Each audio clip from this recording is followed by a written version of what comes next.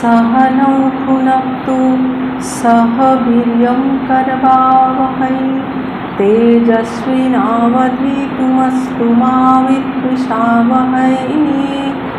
ॐ शान्ति शान्ति शान्तिः।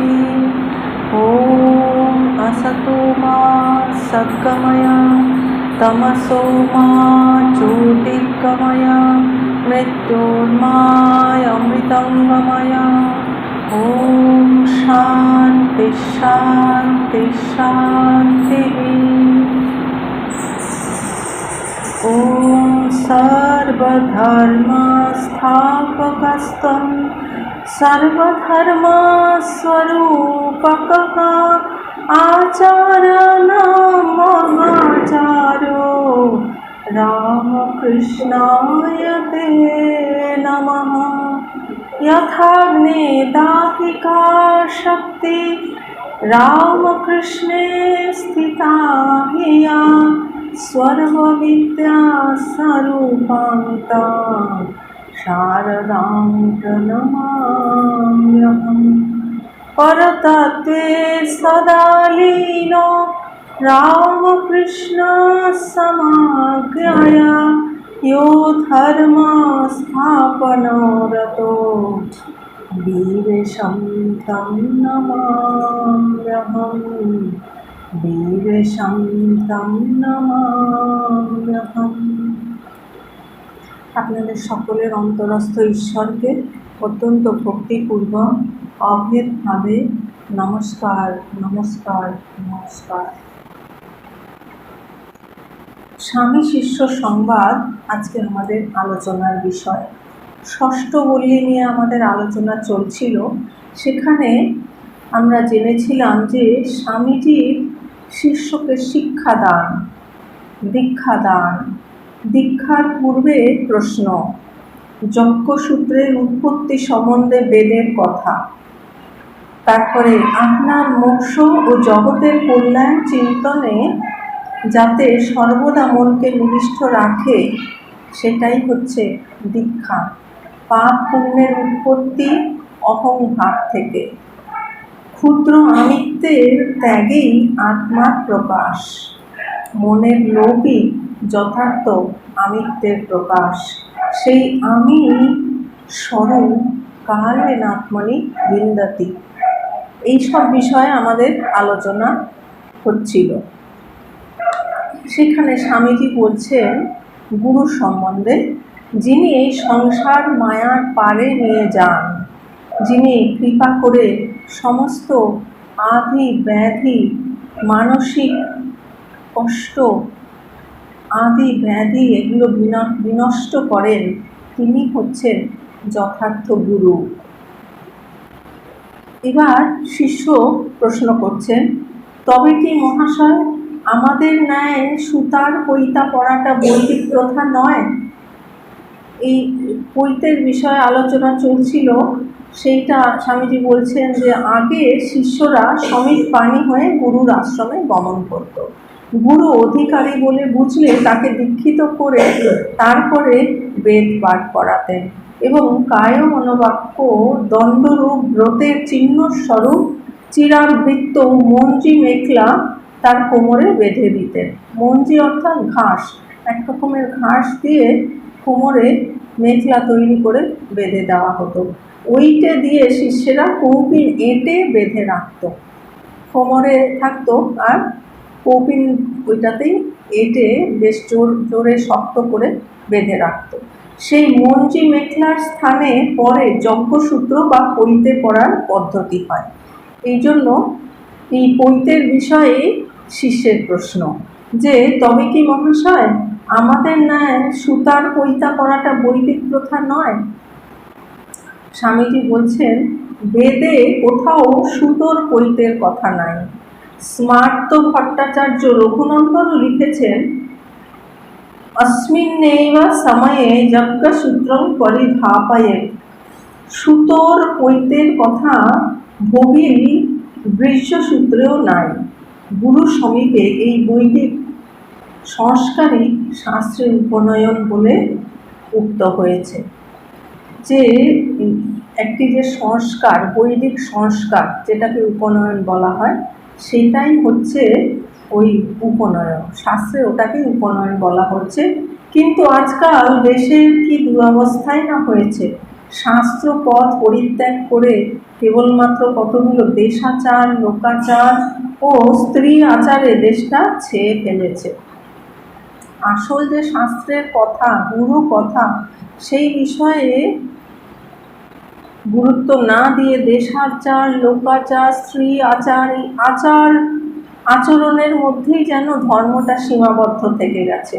তাই তো তোদের বলি, তোরা প্রাচীনকালের মতো শাস্ত্র পথ ধরে চল। শাস্ত্রই হচ্ছে আমাদের পথ নির্দেশ করেন, শাস্ত্রই বলে দেন আমাদের কি করণীয় কি করণীয় নয়। তার মধ্যে খুবই গুরুত্বপূর্ণ এখন এই বর্তমান যে সিচুয়েশন চলছে, সেখানে শাস্ত্র আমাদের বলেছেন যে কি করণীয় নয়।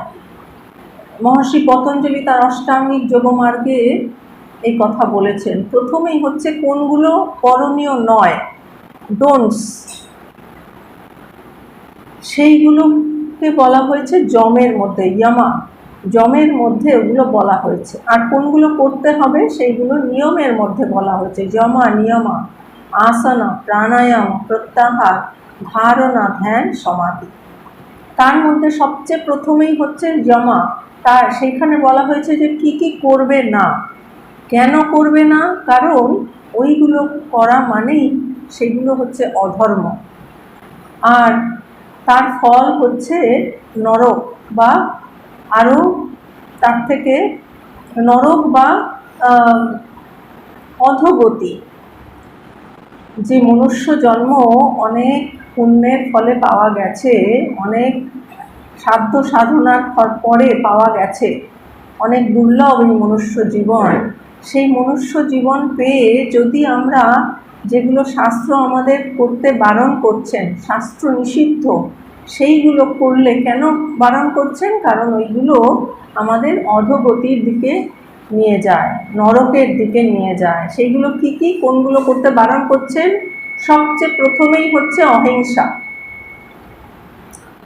আমাদের এই শরীর, বাক্য, মনের দ্বারা অপর কাউকে হিংসা না করা, কষ্ট না দেওয়া, আঘাত না করা। যদি আমি অন্যকে সুখ, শান্তি, আনন্দ দিতে না পারি, অন্তত যেন দুঃখ না দিই, কষ্ট না দিই। এর পরাকাষ্ঠা দেখিয়ে গেছেন স্বয়ং ভগবান শ্রী রামকৃষ্ণ। তার সম্বন্ধে মা কি বলেছেন? তিনি কখনো ফুলটি দিয়ে পর্যন্ত আঘাত করেননি। তাহলে চিন্তা করুন, অহিংসার পরাকাষ্ঠা ফুলটি দিয়ে তিনি কখনো আঘাত করেননি। যে কোনো আঘাত মানেই হচ্ছে হিংসা, সেই হিংসা করতে বারণ করছেন। তারপরে সবচেয়ে আগেই এই অহিংসাকে স্থান দেওয়া হয়েছে, হিংসা না করাকে সবচেয়ে আগে বলা হয়েছে, সবচেয়ে গুরুত্ব দেওয়া হয়েছে। তারপরে হচ্ছে সত্য কথা বলা, অর্থাৎ মিথ্যার আশ্রয় না নেওয়া, শরীর, মন এবং বাক্যের দ্বারা কোনো মিথ্যা আচরণ না করা, মিথ্যা কথা না বলা। ঠাকুর এই বিষয়ে আমাদের, তার জীবনের দৃষ্টান্ত আমাদেরকে সর্বদাই পথ প্রদর্শিত করে, তাই না? ঠাকুর যদি বলতেন একবার যে বাহ্যে যাব, তিনি, তার যদি বাহ্যে নাও পেত, তিনি তবু গারুটি নিয়ে ছাউতলার দিকে যেতেন, পাছে সত্য রক্ষা না হয়। তার সত্যের এতটাই আট ছিল। সেই জন্য মা বলছেন যে ঠাকুরের যেরকম সত্যের আট ছিল, আমাদের সেরকম হলো কোথায়? এই হচ্ছে মিথ্যা আচরণ না করা। তারপরে হচ্ছে অস্তেয়, চুরি না করা।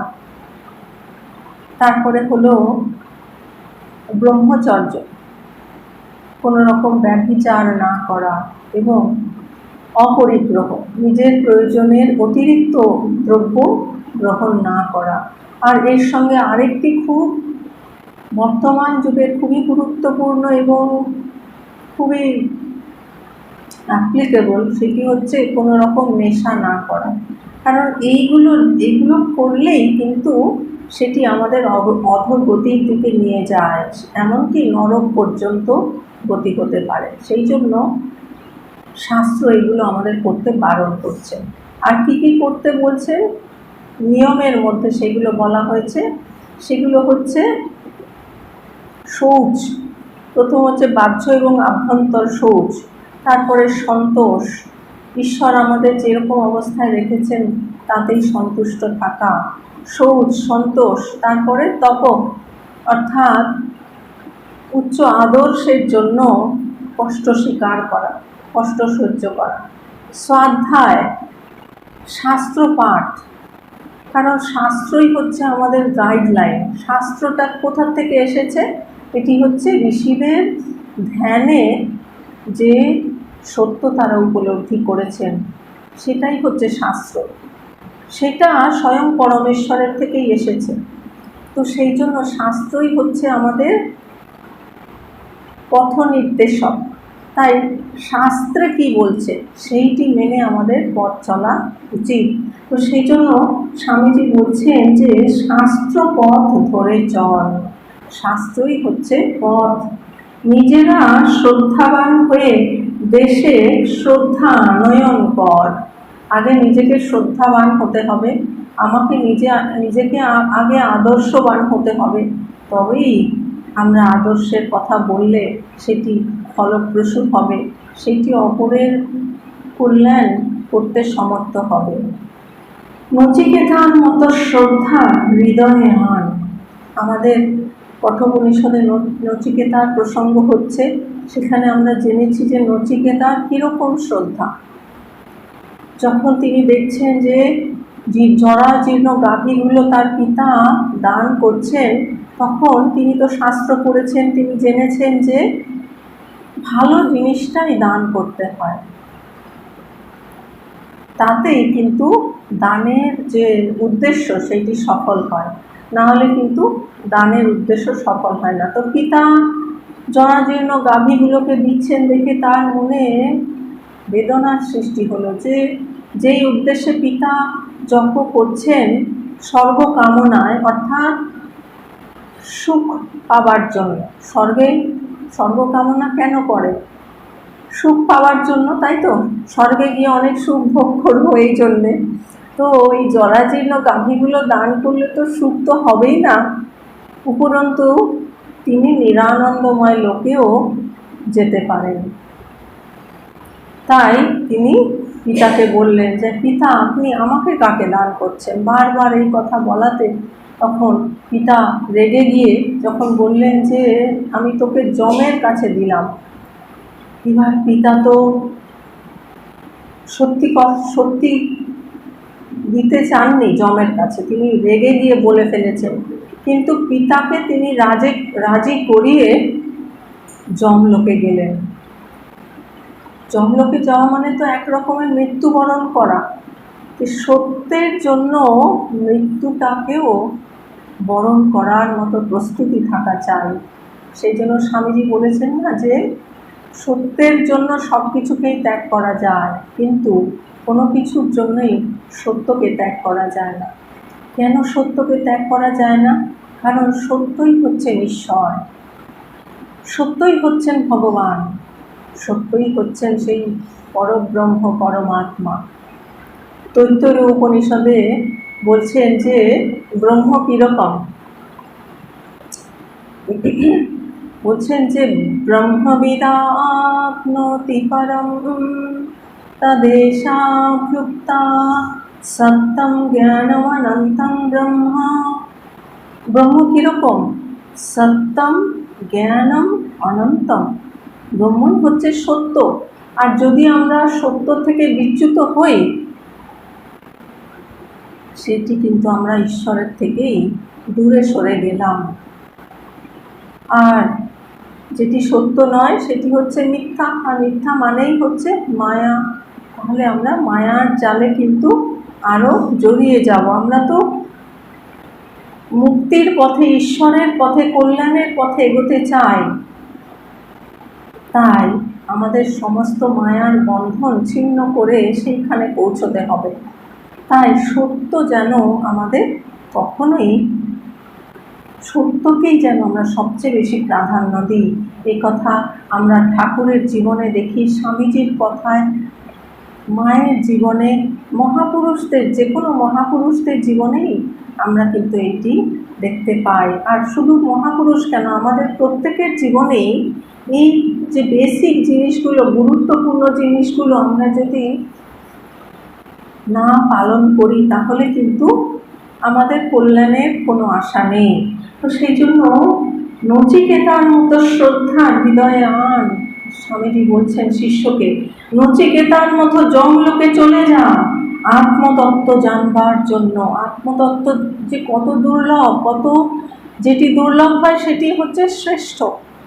দেখবেন যেগুলো সবচেয়ে ভালো ভালো জিনিস সেইগুলোর সংখ্যা কিন্তু সবসময় কম, তাই না? যেগুলো বাজে জিনিস সেগুলোর সংখ্যাই অনেক বেশি। আমরা দেখি মহাভারতের যে পঞ্চ পাণ্ডব, যারা ধার্মিক ধর্মশীল মাত্র 5 জন, আর অধার্মিক শয়ে শয়ে রয়েছে। তো সেই জন্য শ্রদ্ধা, এই আত্মতত্ত্ব কিন্তু শ্রদ্ধা ব্যতীত লাভ করা যায় না। আত্মতত্ত্ব জানবার জন্য, আত্মা উদ্ধারের জন্য, এই জন্ম মরণ প্রহেলিকার যথার্থ মীমাংসার জন্য যমের মুখে গেলে যদি সত্য লাভ হয় তাহলে নির্ভীক হৃদয়ে যমের মুখে যেতে হবে।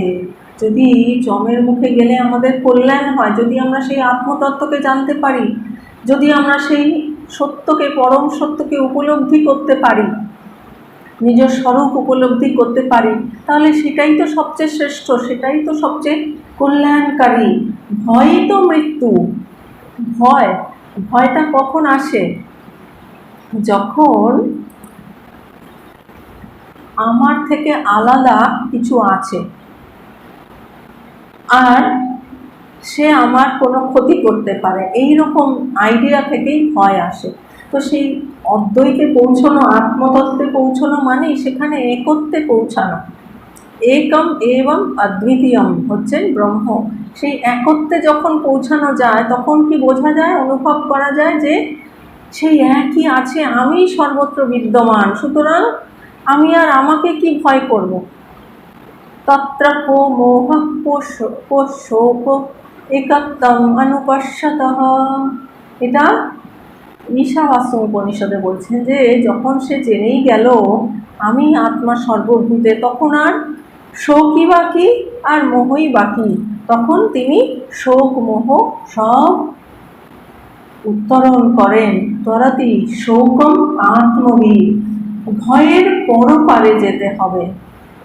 ভয় মানেই হচ্ছে দ্বৈত, যেখানেই দুই আছে সেখানেই ভয়। আর ভয়ের পারে যাওয়া মানে অদ্বৈতে প্রতিষ্ঠিত হওয়া, আজ থেকে ভয় শূন্য হওয়া। যা যা চলে আপনার মোক্ষ ও পরার্থে দেহ দিতে। স্বামীজির কি উদ্বুদ্ধপূর্ণ বাণী দেখুন, যে যা চলে যা আপনার মোক্ষ, নিজের মোক্ষ এবং অন্যের জন্য, পরার্থে, পরের হিতের জন্য দেহ দিতে। কি হবে কতগুলো হাড় মাংসের বোঝা বয়ে? এই শরীরটা কি? এই শরীরটা তো হাড় মাংসের বোঝা ছাড়া আর কিছু নয়। ঈশ্বরার্থে সর্বস্ব ত্যাগ রূপ মন্ত্রে দীক্ষা গ্রহণ করে দধিচি মুনির মতো পরার্থে হার মাস দান কর। দধিচি মুনির কথা আমরা জানি যে তিনি সেইটা দিয়ে, ওই তার হাড় দিয়ে, সেইটা দিয়ে একটা অস্ত্র তৈরি হবে। সেই অস্ত্র যারা শত্রু তাদের একমাত্র ওই অস্ত্র দিয়েই নিধন হবে। তখন যখন দধিচি মুনির কাছে তার অস্থি আর চাইলেন, দধিচি মুনি দিয়ে দিলেন। দিয়ে দেওয়া মানে কি? নিজের প্রাণ ত্যাগ। প্রাণ ত্যাগ না হলে তো আর অস্থি দেওয়া যাবে না।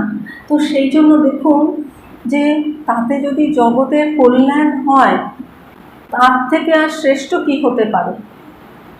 আর জগতের কল্যাণ, ধরুন শুধু জগতের কল্যাণ হলো আর আমাদের নিজেদের কোনো কল্যাণ হবে না, তা তো হতে পারে না, তাই না? বলা হয়েছে যে কি, যে করেছে দান নিঃশেষে প্রাণ যে করেছে দান, ক্ষয় নাই তার ক্ষয় নাই। যে প্রাণ দান করেছে অর্থাৎ যে নিজেকে উৎসর্গ করেছে তার কখনো ক্ষয় হতে পারে না। শাস্ত্র বলে যারা অধীত বেদ বেদান্ত, যারা ব্রহ্মজ্ঞ, যারা অপরকে অভয়ের পারে নিয়ে যেতে সমর্থ, তারাই যথার্থ গুরু। তাদের পেলেই দীক্ষিত হবে, নাত্র কার্য বিচারণা। অর্থাৎ যারা সেই বেদ বেদান্তকে নিজে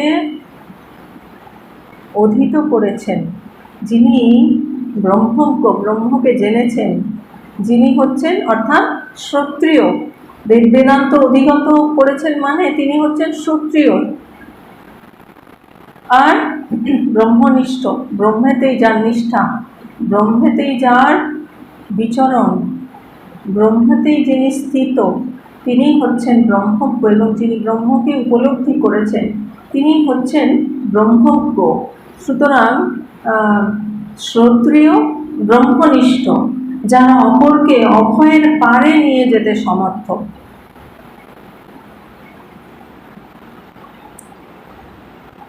ভয়ের পারে, ভয়ের পারে নিয়ে যেতে সমর্থ। ভয়ের পারে মানেই হচ্ছে অভয়, তাই না? অভয়ে যিনি নিয়ে যেতে সমর্থ তারাই যথার্থ গুরু। অর্থাৎ আমাদের ভয়টা কেন? এই অজ্ঞানতার জন্য, অবিদ্যার জন্য, ভ্রান্তির জন্য। তাহলে সেই অবিদ্যা, তারপরে অজ্ঞান, এইগুলো যিনি দূর করতে পারেন, অর্থাৎ যিনি ভয়ের পারে নিয়ে যেতে পারেন, অভয়ে প্রতিষ্ঠিত করতে পারেন, তারাই যথার্থ গুরু। তাদের পেলেই দীক্ষিত হবে, এটাও শাস্ত্রের নির্দেশ। কীরকম গুরু? আমরা কথামৃততেও পাই যে আগে গুরুকে পরীক্ষা করতে বলছেন। ঠাকুরও বলছেন যে আগে গুরুকে দিনে দেখবি রাতে দেখবি, তাই না? স্বামীজিকে বলছেন যে গুরুকে দিনে দেখবি রাতে দেখবি, ভালো করে পরীক্ষা করে নিবি। আর স্বামীজি তাকে অনেক ভালো করে পরীক্ষাও করেছিলেন, তাই না? যে ঠাকুরের টাকা তিনি স্পর্শ করতে পারেন না, তখন স্বামীজি খুব করলেন, বিছানার তলায় একটি কয়েন রেখে দিলেন, যে পরীক্ষা করছেন যে সত্যি কি ঠাকুর টাকা স্পর্শ করতে পারেন না। এবার যখন ঠাকুর এসে বসেছেন, ঠাকুরের হাত পা সব বেঁকে যাচ্ছে, মানে ঠাকুরের কথাটা শুধু মুখের কথা নয়, এটা হচ্ছে তার সমগ্র সত্তার থেকে তার এই প্রকাশ। তো সেই জন্য এইরকম গুরুকরণের আগে গুরুকে পরীক্ষা করে নিয়ে তারপরে সন্তুষ্ট হলে, আর শাস্ত্রে যেরকম গুরুর কথা বলেছেন সেই রকম বুঝে তারপরে গুরুকরণ করতে হয়, না হলে নাত্র কার্য বিচারণা। এখন সেটা কেমন দাঁড়িয়েছে জানিস? অন্ধে নাইব নিয়মানা যথান্ধাহা। যদি ধরুন একজন অন্ধ আরেকজন অন্ধকে পথ দেখিয়ে নিয়ে যায়, তাহলে কীরকম অবস্থাটা হবে? যিনি পথ দেখিয়ে নিয়ে যাচ্ছেন তিনিও তো দেখতে পাচ্ছেন না, আর যাকে পথ দেখাচ্ছেন তিনিও দেখতে পাচ্ছেন না, তাহলে কি দুর্গতিটা হবে? উভয়ই গিয়ে গর্তে পড়বে, তাই না? এরকম দুর্দশা হবে যদি উপযুক্ত গুরু না হন, তিনি যদি ক্ষত্রিয় ব্রহ্মনিষ্ঠ অব্রেজীন অকাম হত না হন, তিনি যদি সেই ভয়ের পারে নিয়ে যেতে না পারেন, তাহলে কিন্তু ওই রকম অন্ধের মতো অবস্থা হবে। অন্ধ অন্যৈব নিয়মানা যথান্ধাহা। বেলা প্রায় 9টা হইয়াছে। স্বামীজি আজ গঙ্গায় না যাইয়া বাড়িতেই স্নান করিলেন। স্নানান্তে নূতন একখানি বৈরিক বস্ত্র পরিধান করিয়া মৃদু পদে ঠাকুর ঘরে প্রবেশ করত পূজার আসনে উপবেশন করিলেন। আজকে তো শিষ্যের দীক্ষা হবে, সেই বিষয়ে আলোচনা হচ্ছে যে স্বামীজি আর সেদিন গঙ্গায় যাননি, তিনি নিজেই বাড়িতেই স্নান করে তারপরে নতুন একটি বৈদিক বস্ত্র পরিধান করে তিনি পুজোর আসনে বসলেন। শিষ্য ঠাকুর ঘরে প্রবেশ না করিয়া বাহিরেই প্রতীক্ষা করিয়া রহিল। স্বামীজি ডাকিলে তবে যাইবে। এইবার স্বামীজি ধ্যানস্থ হইলেন। মুক্ত পদ্মাসন, ঈশন মুদ্রিত নয়ন, যেন দেহ মন প্রাণ সকল স্পন্দনহীন হইয়া গিয়াছে। ধ্যানে দীক্ষার আগে স্বামীজি ধ্যানস্থ হয়েছেন। তিনি মুক্ত পদ্মাসনে বসে আছেন, আর তার চোখ অর্ধনিমীলিত, যেন তার দেহ মন প্রাণ একেবারে স্পন্দহীন হয়ে গেছেন, অর্থাৎ তিনি সমাধিতে মগ্ন হয়ে গেছেন। ধ্যানান্তে স্বামীজি শিষ্যকে বাবা আয় বলিয়া ডাকিলেন। শিষ্য স্বামীজির সস্নেহ আহ্বানে মুগ্ধ হইয়া যন্ত্রবৎ ঠাকুর ঘরে প্রবেশ করিল। দেখুন স্বামীজির কি স্নেহ, অর্থাৎ গুরুদের, গুরু যারা প্রকৃত গুরু তারা কিরকম স্নেহ পরায়ণ হয়, কিরকমভাবে তিনি শিষ্যকে ডাকছেন আয় বাবা। বাবা বলে মানে যেন তার ছেলে, তার শিশু, এইরকমভাবে সস্নেহে যেমন পিতা তার ছোট্ট শিশুকে আয় বাবা বলে ডাকে, সেই রকম স্বামীজি শিষ্যকে ডাকছেন। আর সেই যে স্নেহ, সেটি কিন্তু শিষ্য উপলব্ধি করতে পেরেছেন। তার হৃদয় বিগলিত হয়ে গেছে, তিনি মুগ্ধ হয়ে গেছেন। সেই স্বামীজির সস্নেহ আহ্বানে স্বামীজির শিষ্য একেবারে মন্ত্রমুগ্ধ হয়ে তিনি যেন একেবারে যন্ত্রের মতো ঠাকুর ঘরে প্রবেশ করলেন। ঠাকুর ঘরে প্রবেশ মাত্র স্বামীজি শিষ্যকে বলিলেন দৌড়ে খিল দে, মানে দরজা বন্ধ করতে বলছেন। সেইরূপ করা হইলে বলিলেন স্থির হয়ে আমার বাম পাশে বস, এইবার তার দীক্ষা হবে। স্বামীজির আজ্ঞা শিরোধার্য করিয়া শিষ্য আসনে উপবেশন করিল। তাহার হৃৎপিণ্ড তখন কি এক অনির্বচনীয় অপূর্ব ভাবে দুরু দুরু করিয়া কাঁপিতে লাগিল। যে যখন আমাদের দেখবেন খুব আনন্দ হয়, খুব একটা বিশেষ কিছুর অনুভব হয়, তখনও আমাদের হৃদকম্পন হয়।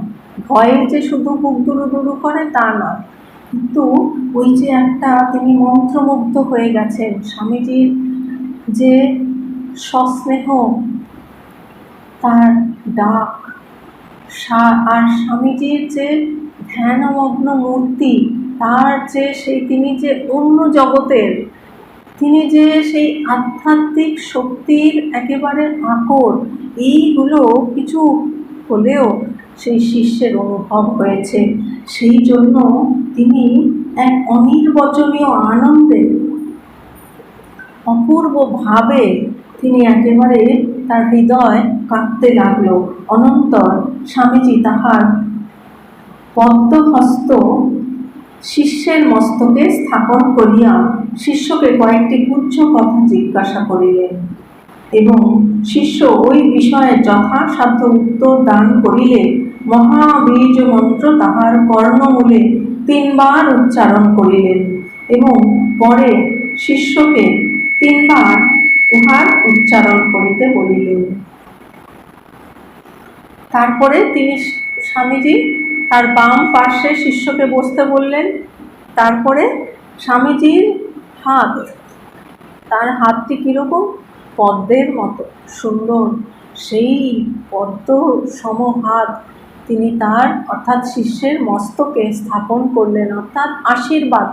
এটা হচ্ছে আশীর্বাদ, স্নেহ, কল্যাণ সব কিছু মিলে সেই যে স্বামীজির হাত শিষ্যের মস্তকে স্থাপন করে তারপরে শিষ্যকে কয়েকটি গুচ্ছ কথা জিজ্ঞাসা করলেন, এবং শিষ্য যথাসাধ্য সেটি বললেন। বলার পরে এইবারে বীজ মন্ত্র কর্ণমূলে, শিষ্যের কর্ণমূলে অর্থাৎ শিষ্যের কানের কাছে গিয়ে স্বামীজি সেই মহাবীজ মন্ত্র 3 বার বললেন, এবং পরে শিষ্যকে তিনবার তা উচ্চারণও করতে বললেন। তো শিষ্য সেই মতো তা উচ্চারণ করলেন। অনন্তর সাধনা সম্বন্ধে সামান্য উপদেশ প্রদান করিয়া স্থির হইয়া অনিমেষ নয়নে শিষ্যের নয়ন পথে কিছুক্ষণ চাহিয়া রহিলেন। দেখুন, এই জায়গাটি কিন্তু খুব গুরুত্বপূর্ণ। তারপরে দীক্ষা দানের পরে মন্ত্র তিনি কানে বলে দিলেন এবং শিষ্যকেও তিনবার বলতে বললেন। তারপরে তিনি কিছু সামান্য উপদেশ দিলেন, শিক্ষা দিলেন। তারপরে তিনি স্থির হয়ে অনিমেষ নয়নে শিষ্যের নয়ন পানে কিছুক্ষণ চাহিয়া রহিলেন। মানে তিনি এক দৃষ্টে শিষ্যের দিকে তাকিয়ে রইলেন। এটি কি বলুন তো? এটি হচ্ছে গুরুর বিশেষ কৃপা। এই যে দৃষ্টি, এটা হচ্ছে কৃপা দৃষ্টি।